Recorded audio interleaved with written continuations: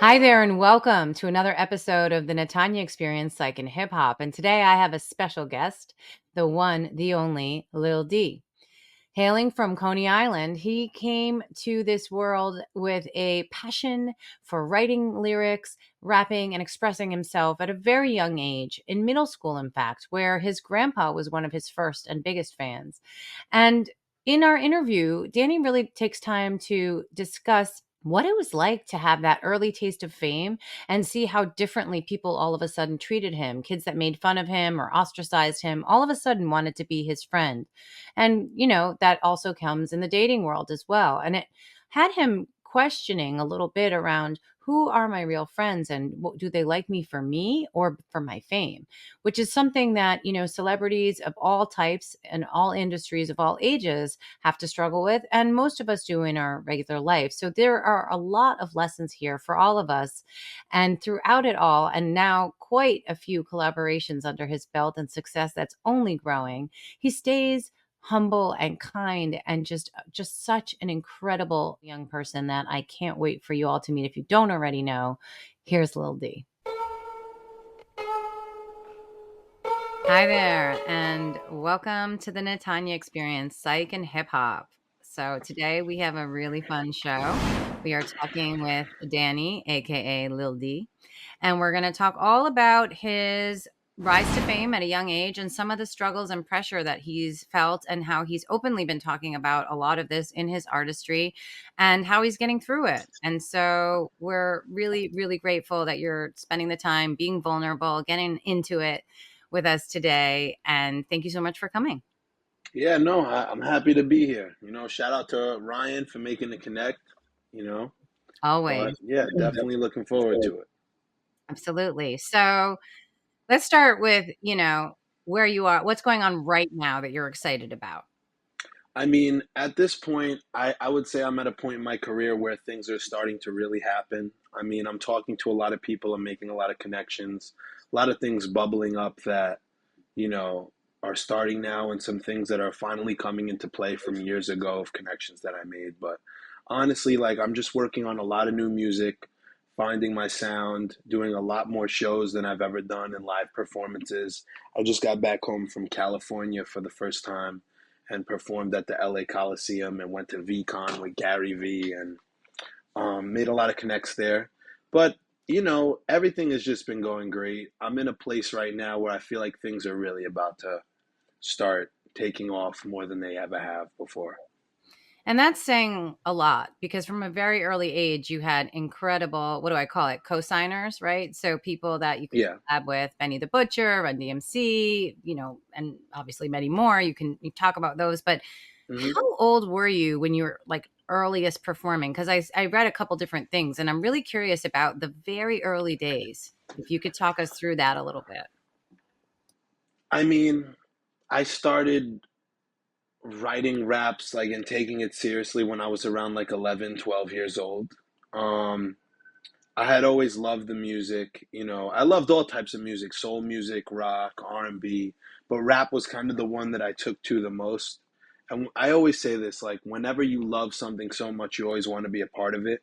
I feel like that's why we have like people that aren't rappers, but they're like radio hosts and DJs, whatever, because they just love the culture so much. But I got into it because I loved hip hop culture, and I kind of just got my start freestyling over, classic hip hop beats from Illmatic or The College Dropout or 36 Chambers from Wu Tang, and just throwing them up on Instagram. And, that's kind of how people started noticing me at first. So I made a little joke slash jab, but respectfully about where you grew up in Coney Island and how Yeah, it's not necessarily thought of as a birthplace of rap in a lot of yeah, ways. And I think that's I'm being light about it, but I also think it's important because there's a lot of um credibility and like representation of like I'm real here. That I yeah. don't know if like where you were coming or were you the only you? And I wonder about that and what that was like. In Coney Island, um, Well, Coney Island was always kind of more known for like basketball players. I mean, Stephon Marbury and Lance Stevenson, Sebastian Telfair, they all came out of Coney Island, and then obviously the rides, whatever. Hip hop, I feel like there was never anybody to really reach a certain level of mainstream success. But someone I really looked up to growing up from Coney Island was Nems, the rapper Nems. He's from Coney Island, and when I got my start, I kind of went to go rap for him. Um, and he showed me a lot of love, and now he's doing his thing. And I feel like he's probably going to be the first rapper from Coney Island to ever meet like reach mainstream success. But I mean, I wasn't the only person from Coney Island rapping. There's a lot of people from Coney Island that are rappers. There's a lot of people here doing their thing at higher levels, my level, levels higher than me, or levels lower than me. But at the end of the day, I think that it's a place that's not very well represented in hip hop, and I've always made it an objective for myself to kind of like try and put Coney Island on the map, hip hop wise. Yeah, I think that's pretty cool. And I think Yeah, it's kind of cool to be able yeah. to push through that. Did you feel like you had a lot of support in that early time from like your family and peers, and how did that go? My family has always been very supportive. I can't ever really remember a time where I didn't have the support of my parents, my mom, my dad, my family. I mean, if anybody has ever met me, like they've probably, especially in the early years, they probably saw me with my dad. You know what I mean? Always showing love, always supporting. But as far as my peers and the people that I went to school with or that I knew, it was not support at all. I mean, I went through so many different things of just like starting from the fact that when you want to do something different and think outside the box, all the people who don't have the ability to do that are going to try and bring you back down to what they feel like is reality. So it started from a place of that. And then as I continued to push through it and didn't conform, because I've always kind of been a leader and never a follower. I've always gone to the beat of my own drum. I've always done what I wanted to do. I never did anything to be cool. I never did anything to fit in. I was always doing things because I wanted to do them. And people didn't like me for that to begin with. If you tackle on, like, I had very bad ADHD, hyperactivity was out of control. So it was hard for people to kind of connect with me because a lot of them felt like I was overbearing and annoying, and I didn't know how to control it in my early years. So if you take those two things and then now you topple on this rap thing where everybody's like, oh, you're not going to make it, you're not going to do it, whether they felt like I was good or not in their own personal opinion, it kind of always was just I was swimming through a sea of doubt and a sea of hate from everybody. I mean, the cool kids, the kids that weren't so cool, the girls, the boys, the athletes. This like my entire time in middle school when I was starting off rapping was me kind of sitting alone at a table writing my rhymes in a notebook or on my phone, practicing. And everybody saying he's not going to do it. So that was like I had it good at home, but I didn't have it good anywhere else from people my age at all. Yeah, I got a little bit of that from some of what you've shared in other places, but I Yeah, really wanted to have you share that fully from your words, but also to kind of just reiterate yeah, how incredible you are that you found that strength. And it's yeah. great that you had loving family, and a lot of people don't have that, and we know that. But it's hard when you're in middle school. Middle school is rough. Hormones Oh and yeah, puberty, everybody and hitting it and all that. And even without any of that, right? And yeah. so what you just said is no small thing. And to the core of who you become and how you see yourself in the world. And then the ADHD is like another layer. Like you said, I'm too much. I get it. I'm Mm, extra. yeah, I understand. And it took years. And when I was younger, I mean, we didn't even have those labels to know what that was. They'd be yeah, yeah, need yeah, more outlets, and sports sometimes is a way to like channel the energy, right? Or things like that. And so for you, this was your passion and you saw it, hooked into it, and kept on it so young. I honestly, I was so incredibly moved by that. That's why I was like, Ryan, I can't wait to meet this person. Um, Thank you. because that's very unusual and that's very inspiring I mean, I don't want to say inspiring because I wish I had a better word, but that's what's coming out. Inspiring for other people to go through because I think they see now, right? They'll see, oh my gosh, look at him at VCon. Look at him with, you know, Yeah, yeah. and they'll be like, yeah, this guy, maybe dating wasn't so easy, even though you're a handsome young person. Even, Thank you. like that, it wasn't Yeah. a smooth ride. And I don't mean it just in like the No, it level definitely wasn't. Yeah. success or not. It's literally acceptance of your peers when you go in, Hmm. of your teachers, coaches, whatever you were involved with, and then having to have that not get into yourself, Yeah. which later in life you talk about, like through COVID and other times, which we'll get to, where maybe some of that did creep in a little bit because you have to be Teflon, but you're just a kid. Yeah. Yeah. Yeah. Yeah. It was crazy. That like looking back, that's the only word that comes to mind. Cause I don't know how I like did it. I'm so far away from that world now because of all these blessings that have come to me from my music that I don't even know like what it feels like at this point in my life to be in that position. I don't know how I got through it. It really it especially since I was so young with everything that I was dealing with. I am always amazed that I was able to push through. And there were many moments where I broke down, and I thank God that I have my dad and my family to always kind of, tell me that, you're going to be fine. But I always did better with adults than I did with kids. I felt like if I was in a room full of adults, I could talk to them and have a good conversation with them way longer than I could with people my age because we just kind of didn't relate.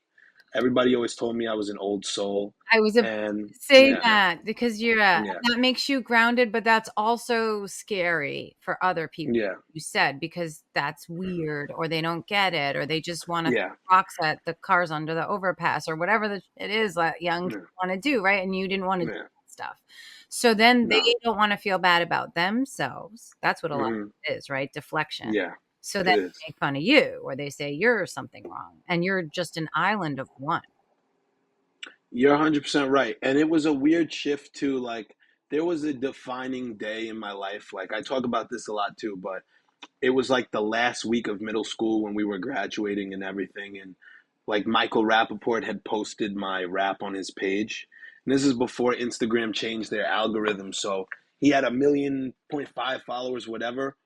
All those 1.5 million people were shown that post, unlike it is today, where it has to catch like a For You page or something. So it was literally 1.5 million people saw my post that day. And I started like blowing up on Instagram. I had rap legends that I had always like loved and grew up listening to, DMing me and reposting it. And that was the day my life changed. And it was that shift from middle school to high school of kind of like, you know, I went from the most hated person in my middle school to first day of high school, someone taking a picture with me.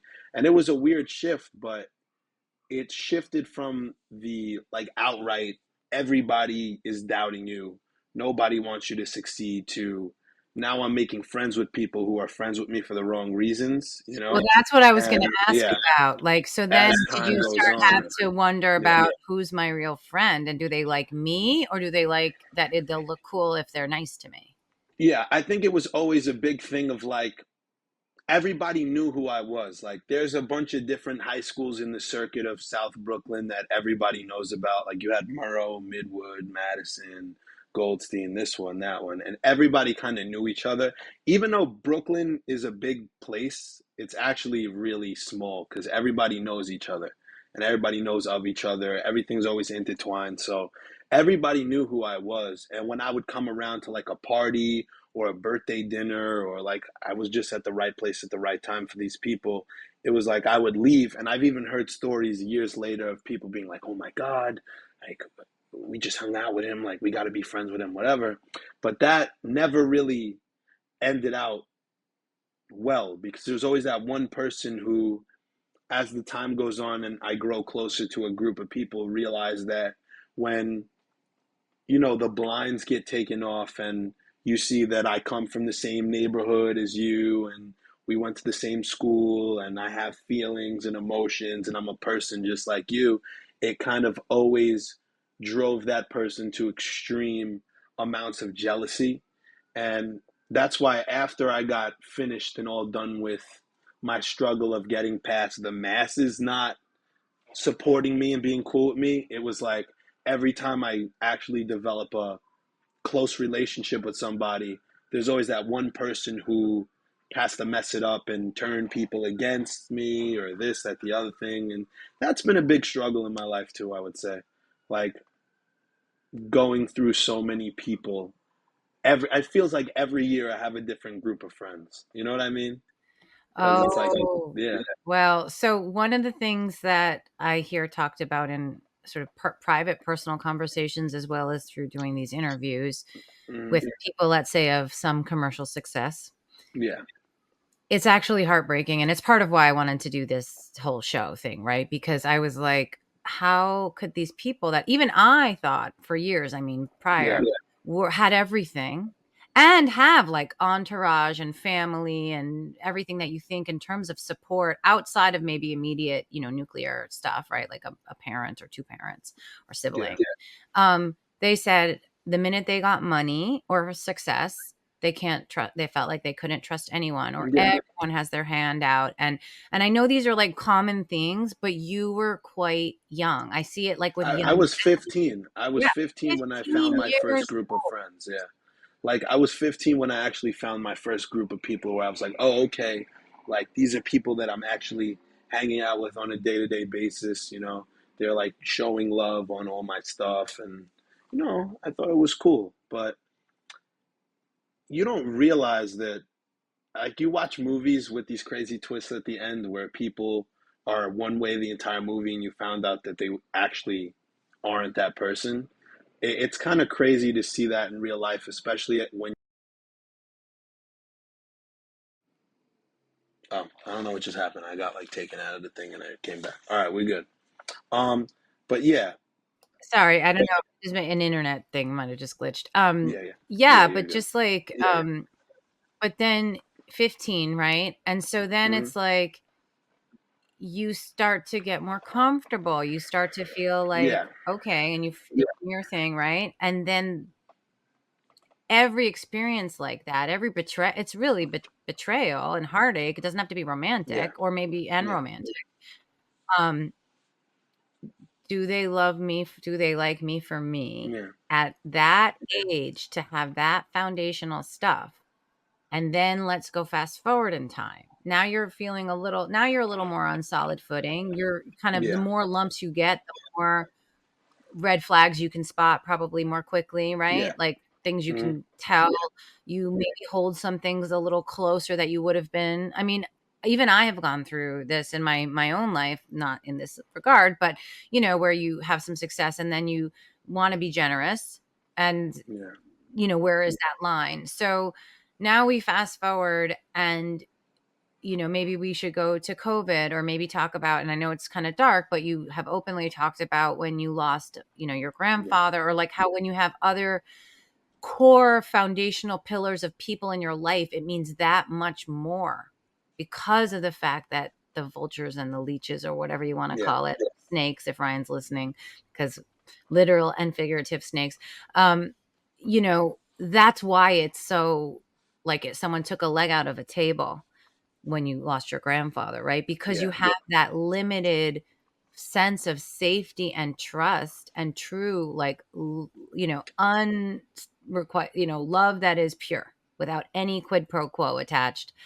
yeah, And so that hit you really hard, and it affected you and came out in your lyrics. And so I was wondering if you yeah. could talk a little bit about not just the pain, because I don't want to be super long in the Hmm. dark, but talk about how you processed and got through that. Yeah. I mean, he was like a second father to me. I mean, I grew up here in Coney Island, and then my grandparents, my nonna and my nono, they lived in Gravesend. I was there basically like every day. Um, there wasn't, I don't think I've ever gone a week in my life without seeing them.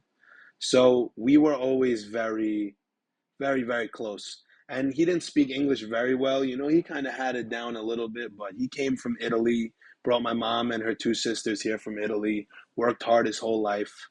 And I was like the last kid born in the family out of all my cousins. And I was the one that was closest to him, you know? So we had such a very close bond. And with COVID, I didn't even get to really say goodbye the way I wanted to say goodbye.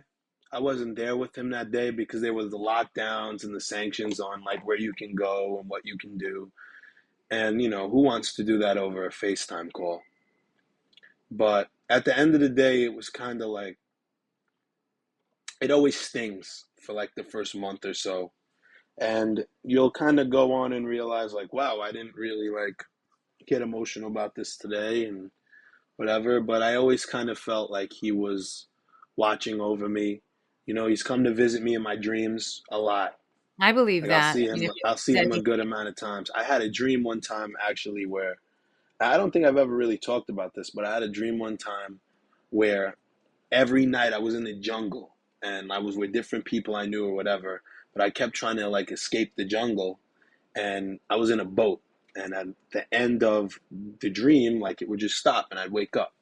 And one day I finally got to like the beach of the shore and I could like leave the jungle, but there was this hotel on the beach and I went inside and there was this person standing there and they were like, well, you could have one wish before you go. I was like, I want to see my nono. And he was there, gave me a hug and he's like, you know, I'm here. I love you.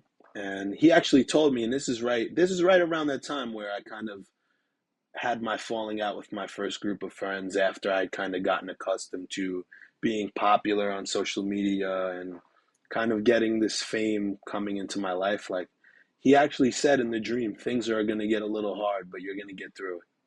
And I was like, I didn't know what it meant, but I went back in the boat, sailed out, never had another dream like that again. Years later, looked up what it means to have a dream in the jungle, and it said that it meant um, that you feel like you're surrounded by enemies. So, and danger. yeah, It's yeah, yeah. and So, the unpredicted. The jungle is also very specifically typically symbolism like it's unpredictable, so you yeah, could step here and lose your footing. It's not yeah, like an obstacle course that you're getting prepared for that danger. And I yeah, think that's very symbolic for what that must have felt like. That's what I was saying about like not feeling like you have strong solid support, and then one of the hmm, legs of that was your grandfather. So that's incredible, first of all, that you had those dreams, that you remember yeah, them, that you honor that, whether you believe in Allah or Buddha or Jesus or the universe or hmm, whatever that is, that there was a learning or a message for you in that. And it wasn't like all hearts and flowers, because it said what it's going to be hard, it's going to be yeah, difficult, yeah, but it was positive still. Like, you yeah, got this, and you wanted to see yeah, him, and he appeared, even though it was in your dream. yeah. Which is wild, you know. Yeah. It's kind of crazy, but he's always been such a support system to me my whole life. I mean, I don't think he knew what rap music even was before I started doing it. He used to listen to like Lazy Mary and all the Italian songs and stuff, you know? So even then, he would come see my shows. He would come and listen to me. Like I'd be rapping in the living room of his house or at the dinner table, and he would always just have a smile on his face. You look back at all the pictures, he always had his eyes on me. And honestly, when somebody passes, the only thing that I could say has helped me when a family member passes that I was so close with was just going on and fighting for them because they wouldn't want to see you sad, you know? They wouldn't want to see you upset and wrapped up in being sad that they're not here. They'd probably want to see you thriving and working hard at your dreams, you know? Yeah, but it's So not that easy. Like, it's not that simple, but yeah, after yeah, a no, but that's while, incredible.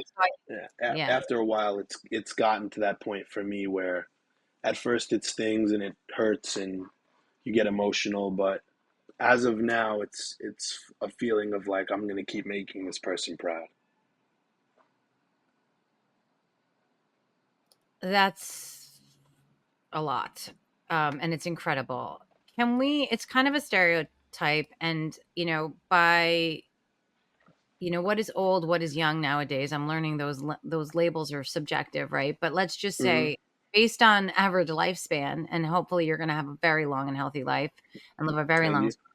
So you're kind of at an early chapter, but we've also, in other shows and other times, I've talked about stuff that's not going to blow your mind, but just for context here, to say that the way men, or the culture of being masculine and male, is defined has been shifting over the last few generations, right? So Hmm.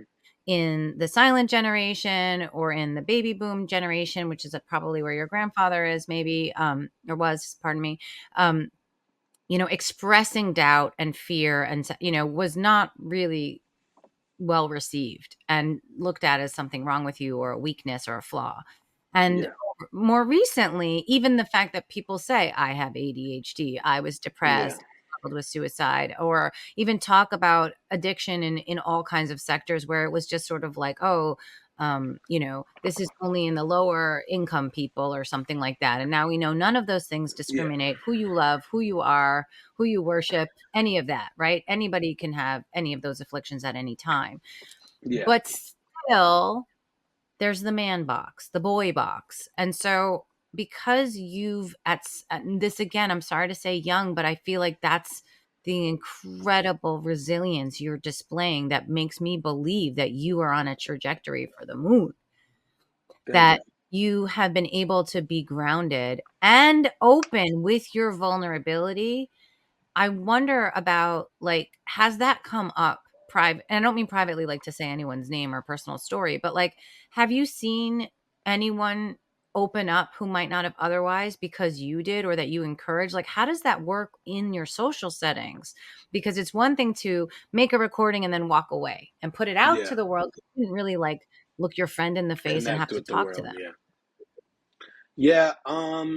I mean, I have that a lot with fans. Like, I'll have somebody DM me or come up to me at a show and tell me that this song impacted them in this way and made them think of their mother that passed, or the issues that they've struggled with. And it's very nice to see that my music can impact people like that, because I've always wanted that. That's why I love rap music so much, because I feel like all the other genres, make you can like feel sad from the music and the instrumentation, but rap is the only genre, in my opinion, when it was being done the way that I like it being done. Um,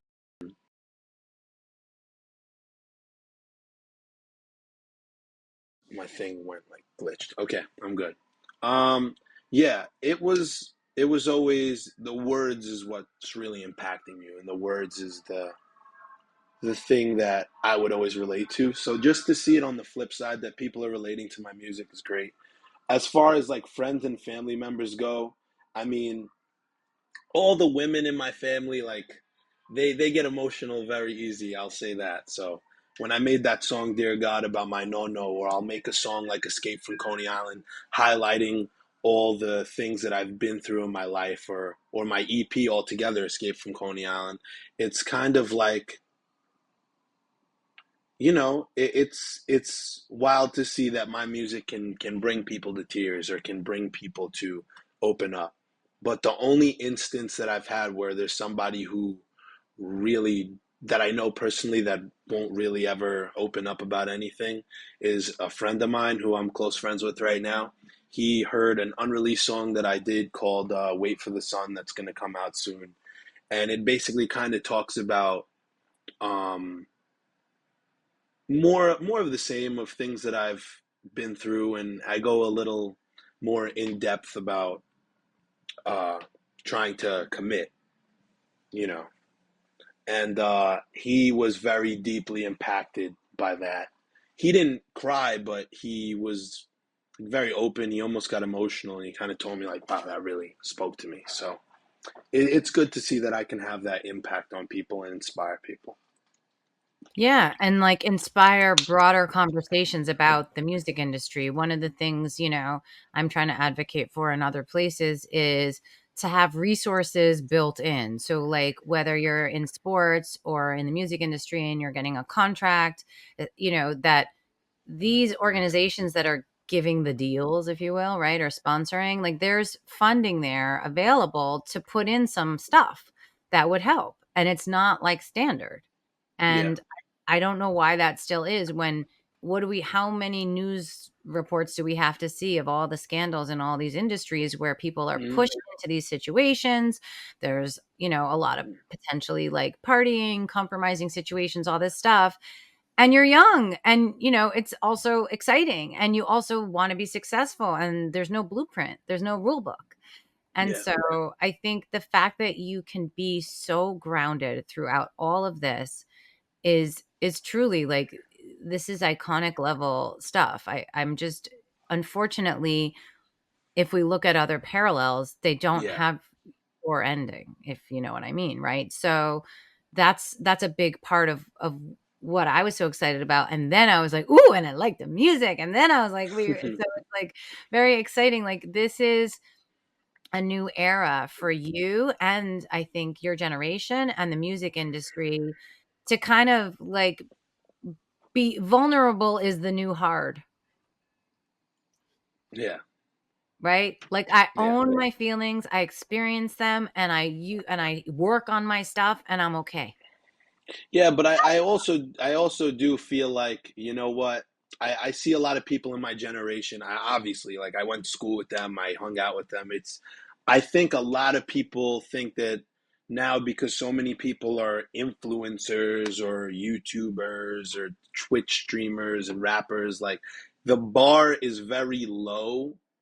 It seems from the public eye that the bar is very low, that everybody I know has like tried to make a rap song before. Everybody I know has had a YouTube account and tried to be a YouTuber and they think it's just going to come.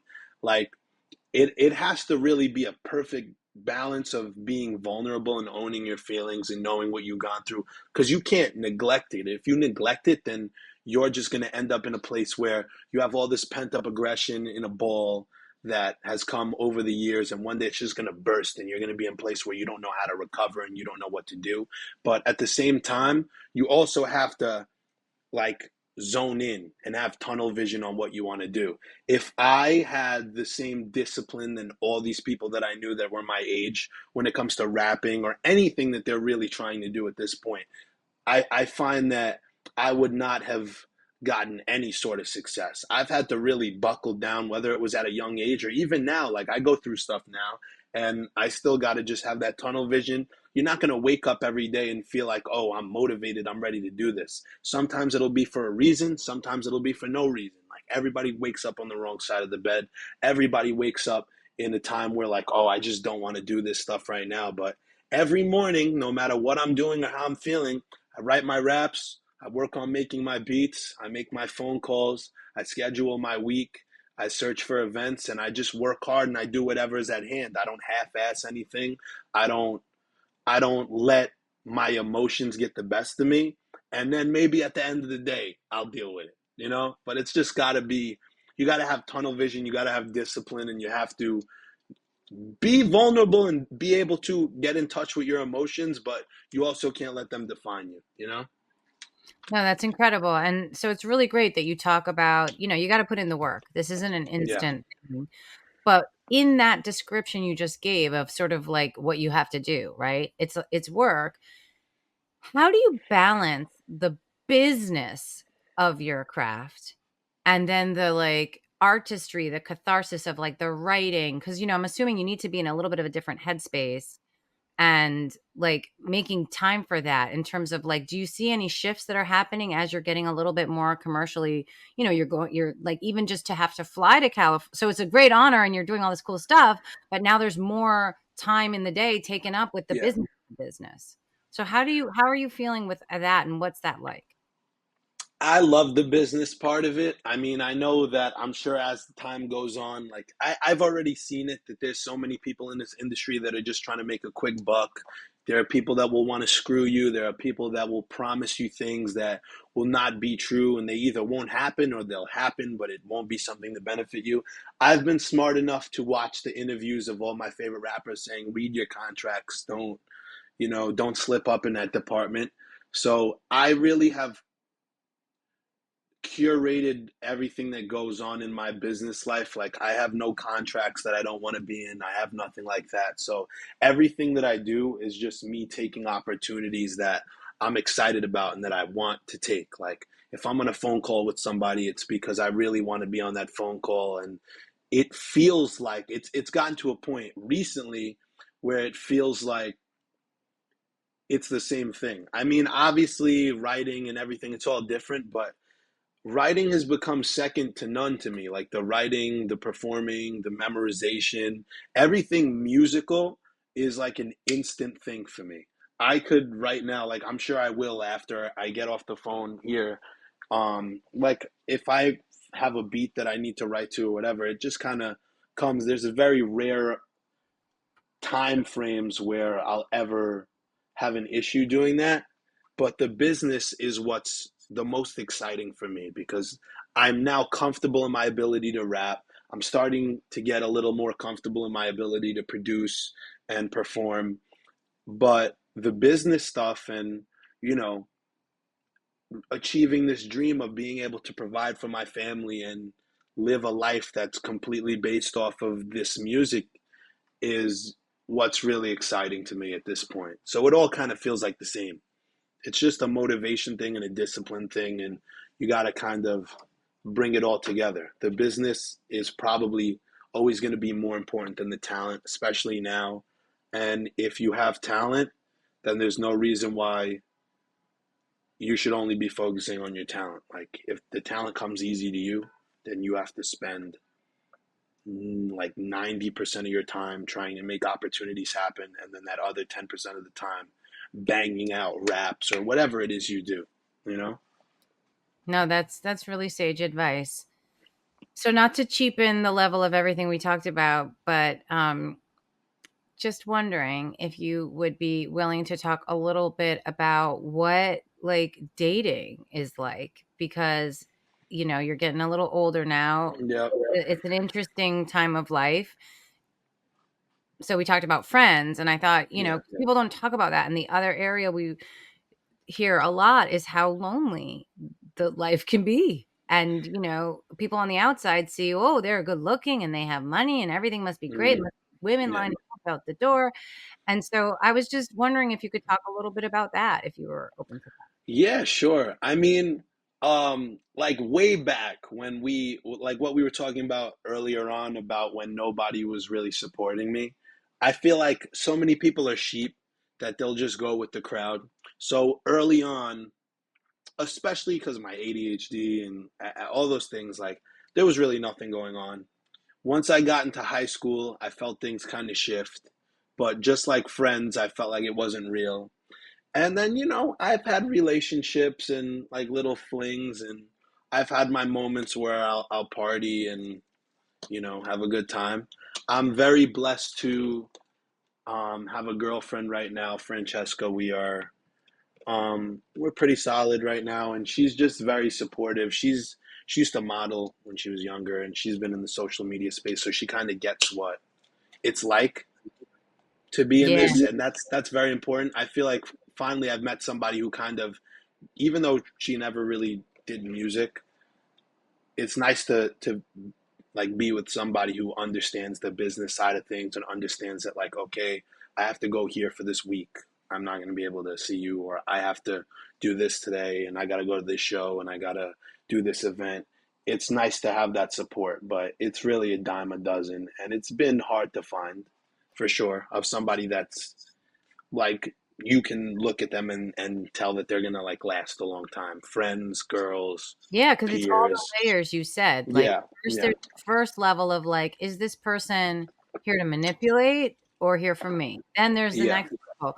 Well, I don't have a conventional schedule and Hmm. life.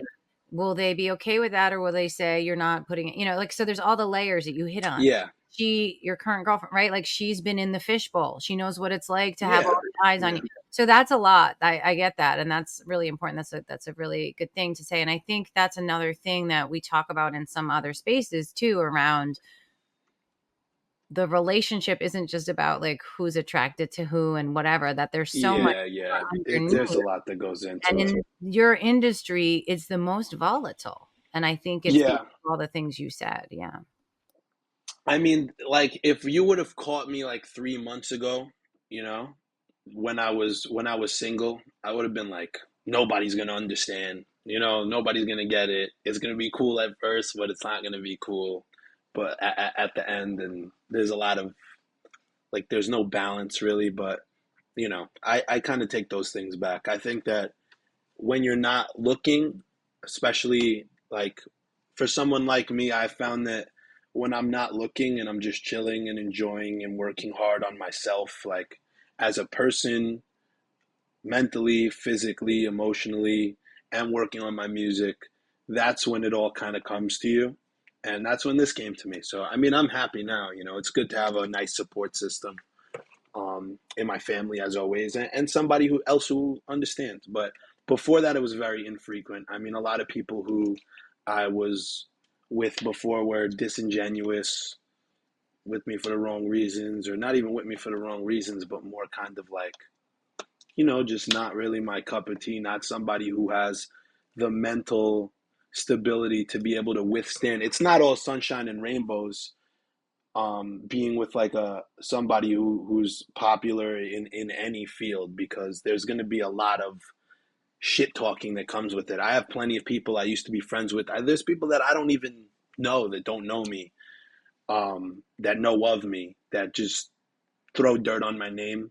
But it's like, if you don't have the tunnel vision and the laser focus to be like, okay, I'm with you, we're together, we're solid, then you're not going to last long in the life of a rapper or a singer or anybody. I guarantee you that if it's like this for me now, I can only imagine how it is for Drake. I can only imagine how it was for Jay-Z or Eminem. Like, there's so many people saying so many things about you, and you have all these different things. It's kind of hard to like get through that and really.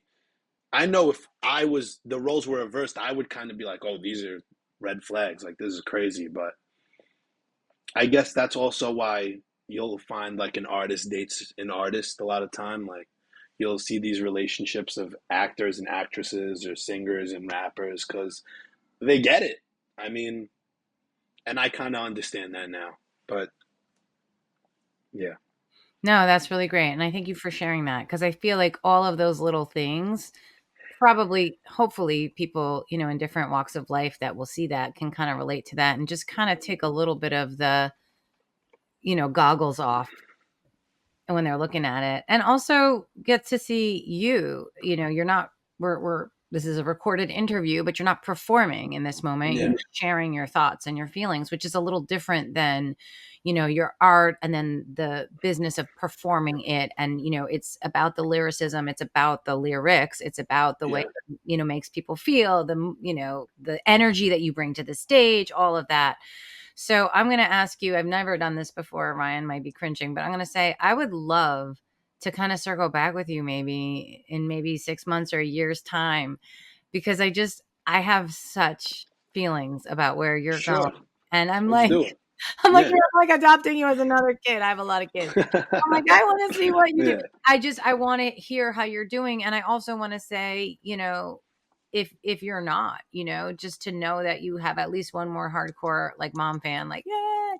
And, Thank really, you. really, really impressed with your ability to be so resilient and to find within yourself a way to navigate, and to know that everyone, I don't really know anyone who hasn't struggled with some sort of self-doubt or Yeah. pain or despondency, or and all of that. And to be able to kind of find your way out of it the way you do is so incredible. And I hope that any young people that are in your trajectory and in your orbit over the years can just learn from you. And I'm so thankful that you spent this time with me today. Well, listen, let's do it. Let's figure it out. Like 6 months, a year, we could do this again. That's no problem. But yeah, no, it was great.